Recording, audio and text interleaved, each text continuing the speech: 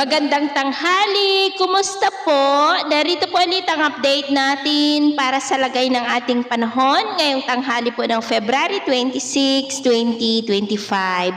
Sa ngayon po ay wala tayong binabantayan na anumang banta ng sama ng panahon sa loob at labas ng ating area of responsibility. Hanging amihan ang nakakaapekto po ngayon sa may Luzon at Visayas habang ang shear line ay nag-extend po lalo na dyan sa silangan ng Mindanao. At sa ating long range forecast, consistent pa rin na walang bagyo na namamataan na tatawid sa ating kalupaan for the next 2 weeks, pero nananatili pa rin na may isang banta ng sama ng panahon na maaari na magpaulan sa ilang bahagi po ng ating bansa, lalo na po next week. At sa lagay ng ating panahon, ngayong tanghali ay maayos pa rin ang panahon sa malaking bahagi ng ating bansa, pero may tsansa pa rin ng cloudy skies with isolated rains sa may Cagayan Valley, Apayao, Ifugao, Mountain Province, northern part ng Quezon, Catanduanes, Sorsogon, Calapan, ilang bahagi ng Palawan, Aklan, Capiz, Cadiz, Escalante, Cebu, Bohol, Leyte, Samar Provinces, Caraga,